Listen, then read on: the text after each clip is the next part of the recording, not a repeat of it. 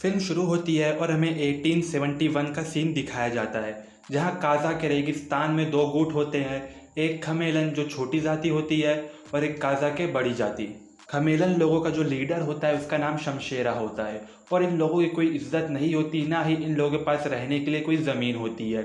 इसलिए ये लोग डकैती करते हैं, यानी ये लोग बड़ी जाति वालों के यहाँ पर चोरी और चकारी करते हैं। ये लोग बड़ी जाति का सोना और अनाज चोरी करते हैं, जिसकी वजह से काज़ा के बड़ी जाति के सारे लोग बहुत ही ज़्यादा परेशान हो जाते हैं खमेलन वालों से। इसलिए उनसे छुटकारा पाने के लिए ये लोग जाते हैं अंग्रेज़ों के पास। अंग्रेज़ों से ये लोग मदद मांगते हैं और बदले में 5,000 तोला सोना देते हैं। तो अंग्रेज़ काज़ा के बड़ी जाति वालों के साथ सौदा कर लेते हैं और उनकी मदद के लिए अपने एक बहुत ही होनहार इंस्पेक्टर शुद्ध सिंह को भेजते हैं। फिर हम देखते हैं कि शमशेरा और उनकी गैंग वालों से अंग्रेज़ों के बीच में लड़ाई होती है, लेकिन इस लड़ाई में अंग्रेज़ जीत नहीं पाते। इसलिए शुद्ध सिंह एक नई तरकीब अपनाता है और वो जाता है शमशेरा के पास और कहता है कि तुम लोग अंग्रेज़ों के सामने झुक जाओ, इसके बदले हम तुम्हें ज़मीन देंगे रहने के लिए। अगर तुम लोग वहाँ पर रहोगे तो तुम लोग अपना सर उठा कर रहोगे, तुम्हें ऊंची जाति वालों के सामने झुकना नहीं पड़ेगा और तुम्हारी खोई हुई इज्जत वापस आ जाएगी। फिर हम देखते हैं कि शमशेरा अपने खमेलन के लिए शुद्ध सिंह की बात मान जाता है और अपने खमेलन वासियों को वहाँ से लेकर जाता है शुद्ध सिंह के बताई हुई जगह पर। तो दोस्तों, जब वो लोग वहाँ पर पहुँचते हैं तो वो एक किला होता है और जैसे ही वो लोग किले के अंदर जाते हैं, शुद्ध सिंह किले का सारे दरवाज़ा बंद करवा देता है और उन लोग को कैद कर लेता है। यानी शुद्ध सिंह की ये सब चाल थी खमेलन और शमशेरा को पकड़ने की। जब शुद्ध सिंह उन लोग को पकड़ लेता है तो उन लोगों के साथ बहुत ही ज़्यादा अत्याचार करता है, उन्हें बंधक बना देता है और उन्हें गुलामों और जानवरों की तरह काम करवाता है। तो शमशेरा को बहुत ही ज़्यादा गुस्सा आता है और वो अपने लोगों को आज़ाद कराने के लिए किसी भी हद तक जा सकता था।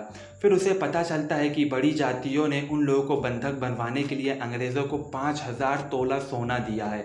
इसलिए वो जाता है कर्नल के पास, यानी वो जाता है अंग्रेज़ों की कर्नल के पास और उनसे कहता है कि मैं तुम्हें 10,000 तोला सोना दूंगा, क्या बदले में तुम मुझे और मेरे लोगों को आज़ाद कर दोगे।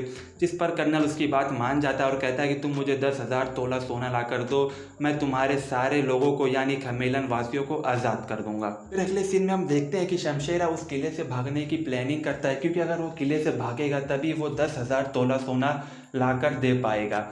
लेकिन भागने से पहले वो अपनी बीवी से मिलता है। बता दो कि उसकी बीवी प्रेग्नेंट होती है। वो अपनी बीवी से कहता है कि अगर इस भागने के चक्कर में मैं पकड़ा जाऊँ तो तुम मेरा साथ मत देना, क्योंकि अगर तुम मेरा साथ दोगी कि ये लोग तुम्हें भी मार देंगे और मैं नहीं चाहता कि तुम मरो, क्योंकि तुम्हारे पेट में मेरा बेटा है। खैर, फिर हम देखते हैं कि शमशेरा वहाँ से भागने की कोशिश करता है, लेकिन जैसे ही वो वहाँ से भागने की कोशिश करता है, अंग्रेज़ और शुद्ध सिंह की फ़ौज उसे देख लेती है और उसके ऊपर गोलीबारी चलना शुरू हो जाती है। फिर बाद में वो लोग उसे पकड़ लेते हैं और उसे वहीं पर लटका कर वो लोग उसकी जान ले लेते हैं। यानी शमशेरा वहीं पर मर जाता है और उसका मिशन अधूरा रह जाता है।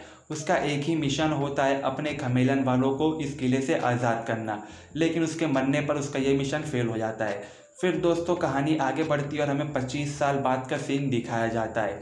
शमशेरा का जो बेटा होता है वो बड़ा हो जाता है और उसका नाम बल्ली होता है। दोस्तों, बल्ली बहुत ही शैतान लड़का होता है और ये चोरी चकारी बहुत ही आसानी से करता है और बल्ली को बचपन से यही लगता था कि उसका बाप एक भगोड़ा है और यहाँ से भागने की वजह से ही उसकी जान गई है। यानी उसकी माँ ने उसके पिता के बारे में ज़्यादा कुछ नहीं बताया। उसकी माँ ने ये नहीं बताया कि उसके पिता खमेलन वासियों के लीडर हुआ करते थे और उनकी आज़ादी के लिए ही उसके पिता की जान गई है। बल्ली को लगता था कि उसका बाप एक भगोड़ा है। खैर, बल्ली की एक गर्लफ्रेंड भी है जिसका नाम सोना है, जो एक नाचने वाली है और बल्ली का एक सपना है ऑफिसर बनने का, यानी फ़ौज में शामिल होने का, क्योंकि वो इस किले से बाहर निकलना चाहता है। लेकिन फ़ौज का जो लीडर होता है, जो मुखिया होता है, वो कोई और नहीं शुद्ध सिंह होता है और वो खमेलन यानी छोटी जातियों से बहुत ही ज़्यादा नफरत करता है। तो बल्ली जब आता है शुद्ध सिंह के पास ऑफिसर बनने के लिए, तो शुद्ध सिंह उसे बहुत ही ज़्यादा जलील करता है, उसे मारता है और कहता है कि तेरा बाप भी एक भगोड़ा है और तू भी ऑफिसर बनकर यहाँ से भागने की कोशिश करना चाहता है, यानी तू भी अपने बाप की तरह ही भगोड़ा है। फिर हम देखते हैं कि शुद्ध सिंह और ज़्यादा मारता है बल्ली को। फिर जब वो मारकर थक जाता है, रात हो जाती है, तो फिर बल्ली अपने घर के पास आकर चुपचाप बैठा होता है और अपने पिता यानी शमशेरा को कोसता है और कहता है कि अगर उसके पिता भगोड़े नहीं होते थे आज उसकी ये हालत नहीं होती। तभी हम देखते हैं कि वहीं पर उसकी माँ आ जाती है और पहली बार उसकी माँ अपना मुंह खोलती है और बताती है शमशेरा की सच्चाई और कहती है कि कैसे उसके पिता एक लीडर हुआ करते थे और उनके लोगों को आज़ाद कराने के चक्कर में ही उनकी जान गई है। फिर हम देखते हैं कि उसकी माँ बल्ली को वो लेटर भी देती है जो अंग्रेज़ों ने वो लेटर शमशेरा को दिए थे। और इस लेटर में अंग्रेज़ों ने लिखा था कि अगर इन लोगों ने 10,000 तोला अंग्रेज़ फ़ौज को दे दिए तो अंग्रेज़ हुकूमत इन लोगों को आज़ाद कर देगी। फिर इस लेटर को देखकर और अपने पिता शमशेरा की सारी कहानी सुनकर बल्ली के अंदर जोश आता है और बल्ली डिसाइड करता है कि वो यहाँ से भागेगा और 10,000 तोला सोना जमा करेगा और अंग्रेज़ों को देगा और अपने लोगों को यहाँ से आज़ाद कर देगा। फिर अगले सीन में हम देखते हैं कि बल्ली यहाँ से भागने में सफल हो जाता है और वो भाग कर जाता है अपने पिता यानी शमशेरा के कुछ पुराने साथियों के पास।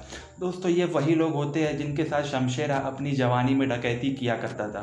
फिर ये सारे लोग अपने लीडर शमशेरा के बेटे को देखकर बहुत ही ज़्यादा खुश हो जाते हैं और वापस से अपनी एक नई गैंग बनाते हैं। फिर अगले सीन में हम देखते हैं कि ये लोग चेहरे पर मास्क पहनकर जाते हैं बड़ी जातियों के वहाँ पर सोना लूटने के लिए, क्योंकि बल्ली का एक ही मिशन है 10,000 तोला सोना जमा करने का और अपने लोगों को उस किले से आज़ाद करने का। फिर हम देखते हैं कि ये लोग मास्क पहनकर चोरी चकारी करते हैं, जिसकी वजह से ये लोग काफ़ी ज़्यादा मशहूर हो जाते हैं और ये लोग नकाबी डकैत के नाम से जाने जाते हैं। खैर, वहाँ दूसरी तरफ शुद्ध सिंह की शादी होने वाली होती है और वो अपनी शादी में सबको बुलाता है, यहाँ तक कि अंग्रेज़ों के कर्नल को भी दावत देता है। और हम देखते हैं कि शुद्ध सिंह की शादी में बहुत ज़्यादा लोग होते हैं और पूरी अंग्रेज़ फ़ौज भी होती है। लेकिन तभी वहाँ पर शुद्ध सिंह की शादी में ही बल्ली और उसकी गैंग मास्क पहनकर वहाँ पर आ जाते हैं और वहाँ जितने भी लोग होते हैं उन लोगों को बंदूक और चाकू की नोक पर लूट लेते हैं, क्योंकि इन लोगों को सोना लूटना होता है और इन लोगों को 10,000 तोला सोना जमा करना होता है। इसलिए ये लोग शुद्ध सिंह की शादी में आते हैं और अमीरों के सोने लूट कर वहाँ से भाग जाते हैं, जिससे शुद्ध सिंह को बहुत ही ज़्यादा गुस्सा आता है। फिर और थोड़ा समय गुजर जाता है और हम देखते हैं कि सोना प्रेग्नेंट हो जाती है और बल्ली के बच्चे की माँ बनने वाली होती है। खैर, वहाँ दूसरी तरफ शुद्ध सिंह किले में और हर तरफ बहुत ही ज़्यादा टाइट सिक्योरिटी रख लेता है, क्योंकि उसे किसी भी हालत में नकाबी डकैत को पकड़ना होता है। फिर एक दिन हम देखते हैं कि बल्ली और उसकी सारी गैंग अपने अड्डे में बैठे होते हैं, तभी वहाँ पर अंग्रेज़ और शुद्ध सिंह पहुँच जाते हैं अपनी फ़ौज के साथ और उन्हें देखकर बल्ली और कुछ लोग वहाँ से भागने में सफल हो जाते हैं। लेकिन अंग्रेज़ों के हाथ में बल्ली का सारा चोरी किया हुआ सोना लग जाता है, जिसे देखकर शुद्ध सिंह बहुत ही ज़्यादा खुश हो जाता है और सोने के साथ साथ उन लोगों के हाथ सोना और बल्ली का बेटा ये दोनों भी लग जाते हैं, जिसे देखकर बल्ली को बहुत ज़्यादा गुस्सा आता है, लेकिन वो कुछ नहीं कर पाता। यानी अब बल्ली के हाथ से उसका चोरी किया हुआ सोना भी जा चुका है और उसकी बीवी और उसका बेटा ये दोनों भी कैद हो चुके हैं। अब बल्ली बहुत ही ज़्यादा परेशान होता है, लेकिन उसे पता चलता है कि अंग्रेज़ों की एक ट्रेन यहाँ से जाने वाली है और इस ट्रेन में उनकी महारानी के सर का ताज भी है। तो बल्ली डिसाइड करता है कि वो इस ट्रेन में जाएगा और उनकी महारानी के सर का ताज चोरी करेगा। फिर अगले सीन में हम देखते हैं कि बल्ली अपने बचे हुए गैंग मेंबर के साथ उस ट्रेन में डकैती करता है और महारानी के सर का ताज चोरी कर लेता है। तो अंग्रेज़ों को जब ये बात पता चलती है तो बहुत ही ज़्यादा गुस्से में आ जाते हैं, क्योंकि उनकी महारानी के सर का ताज उनके लिए बहुत ही ज़्यादा इज्जत वाली बात होती है और बल्ली ने वही इज्जत इनसे चोरी कर ली है।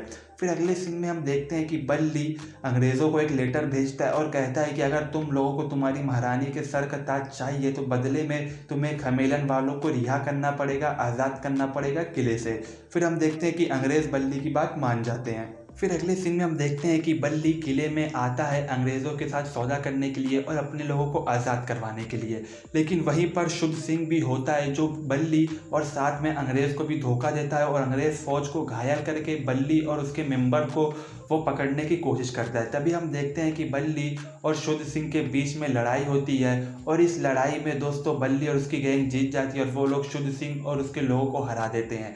फिर एट दी एंड बल्ली शुद्ध सिंह को मार कर वहीं पर लटका देता है और अपने सारे लोगों को वहाँ से आज़ाद कर देता है। यानी जो शमशेरा का जो मिशन था, जो सपना था, उसका बेटा बल्ली सपना पूरा कर देता है और खमेलन वालों को किले से आज़ाद कर देता है। लेकिन जाने से पहले बल्ली अंग्रेज़ के महारानी के सर का ताज भी उन लोग को देकर चला जाता है। और दोस्तों यही फिल्म यहीं पर ख़त्म हो जाती है। तो दोस्तों ये थी पूरी फिल्म की कहानी। आप लोगों को इस फिल्म की कहानी कैसी लगी प्लीज़ कमेंट में ज़रूर बताना। अगर आप लोगों को वीडियो पसंद आया तो प्लीज़ वीडियो को लाइक कर देना। मिलता हूँ आप लोगों से नेक्स्ट वीडियो में, तब तक के लिए जय हिंद, अलविदा।